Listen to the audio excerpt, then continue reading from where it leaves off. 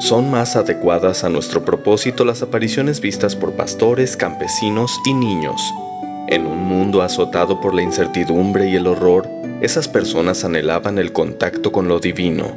William A. Christian Jr., en su libro Apparitions in Late Medieval and Renaissance Spain, proporciona un registro detallado de esos acontecimientos en Castilla y Cataluña.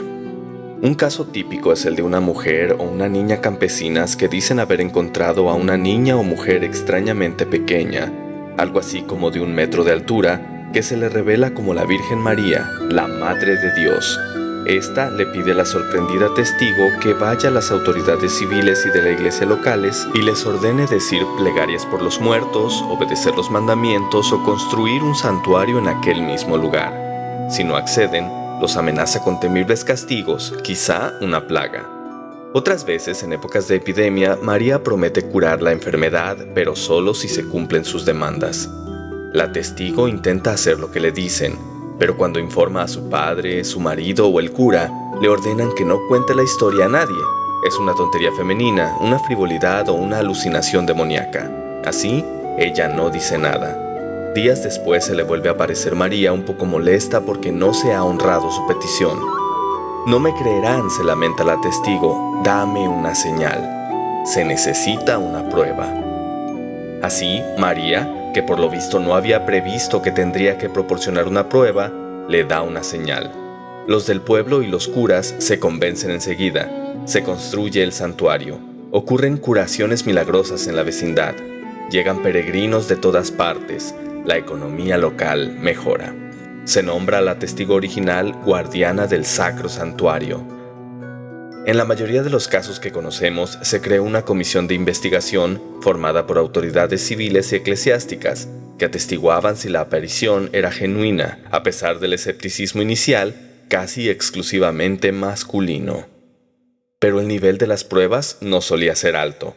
En un caso se aceptó seriamente el testimonio delirante de un niño de 8 años 2 días antes de morir por una epidemia. Algunas comisiones siguieron deliberando durante décadas o incluso hasta un siglo después del acontecimiento.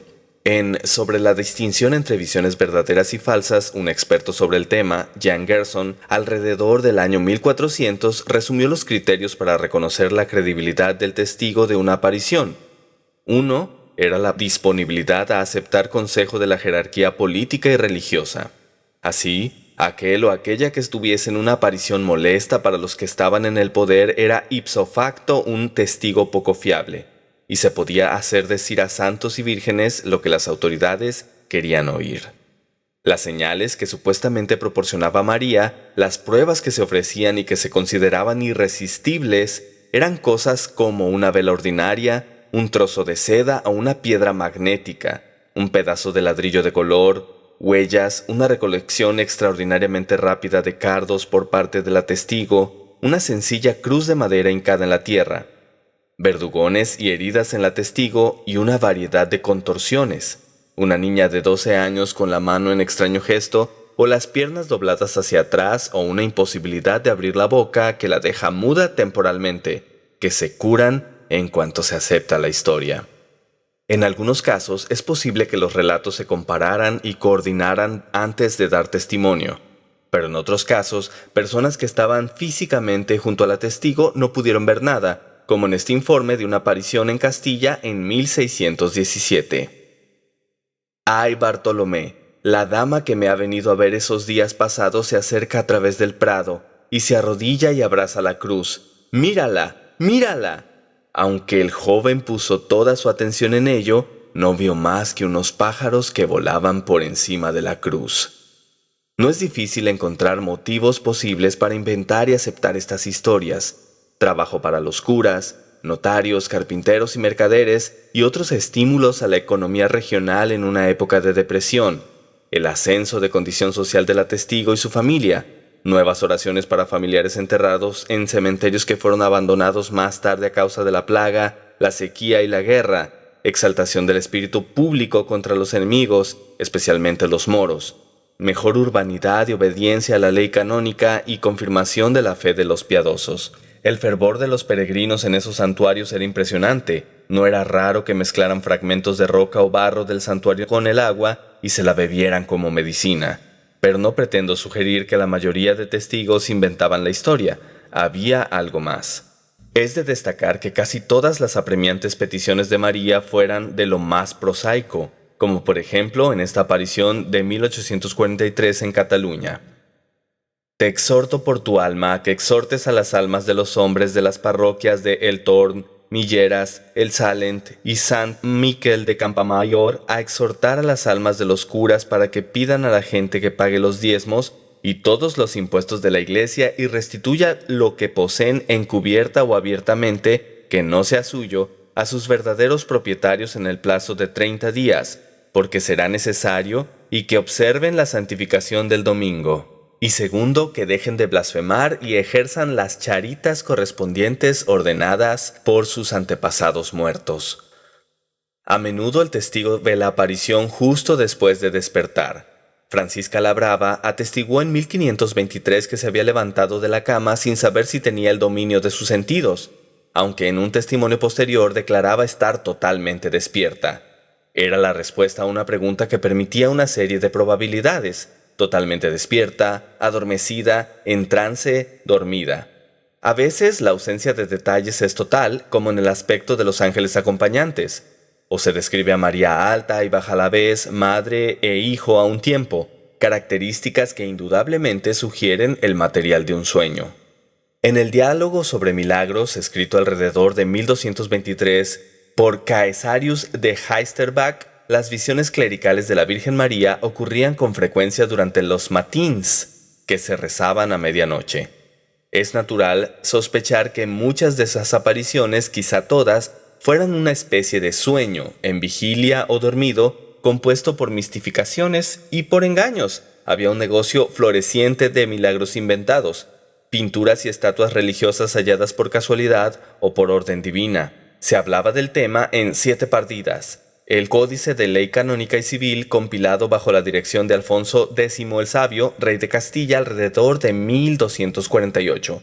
En él podemos leer lo siguiente: hay hombres que descubren o construyen fraudulentamente altares en campos o ciudades, diciendo que son reliquias de ciertos santos en esos lugares y con la pretensión de que realizan milagros.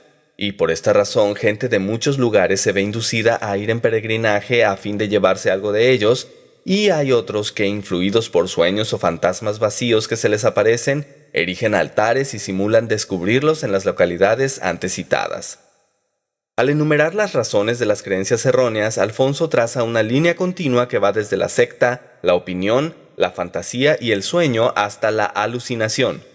A pesar de todo, en la mayor parte de la Europa medieval, estas apariciones eran recibidas gratamente por el clero católico romano, especialmente porque las admoniciones marianas eran muy convenientes para el sacerdocio. Bastaban unas cuantas señales patéticas como prueba, una piedra o una huella, y nunca algo que no fuera susceptible de fraude. Pero a partir del siglo XV, en los albores de la Reforma Protestante, la actitud de la Iglesia cambió. Aquellos que declaraban tener un canal independiente con el cielo burlaban la cadena de mando de la Iglesia hasta Dios. Además, algunas apariciones, por ejemplo las de Juana de Arco, tenían desagradables implicaciones políticas o morales. ¿Por qué las admoniciones son tan prosaicas? ¿Por qué es necesaria la aparición de un personaje tan ilustre como la Madre de Dios para que en un pequeño lugar poblado por unos miles de almas se construya un santuario o el populacho se abstenga de maldecir?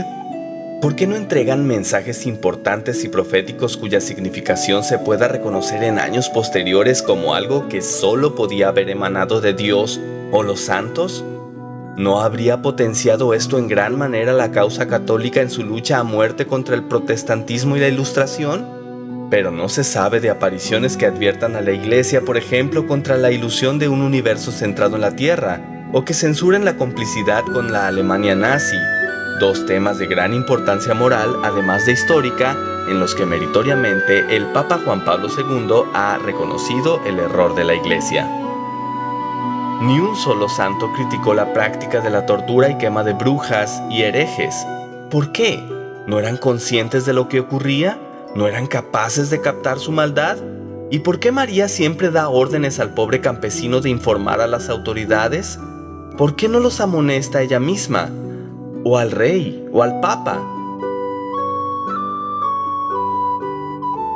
El contenido de la comunicación, a pesar del supuesto origen celestial, es mundano. Parece haber una clara relación con el hecho de dormir y soñar. Otras personas que estaban presentes en el momento y lugar de la aparición no ven nada inusual. Las señales o supuestas pruebas, sin excepción, no son algo que los humanos no puedan adquirir o fabricar por su cuenta. Ciertamente María parece contraria a la necesidad de pruebas y ocasionalmente está dispuesta a curar solo a los que han creído el relato de su aparición antes de proporcionar señales. Y mientras no hay terapeutas, se extiende por la sociedad una influyente red de curas parroquiales y jerarcas que tienen un interés personal en la realidad de las visiones.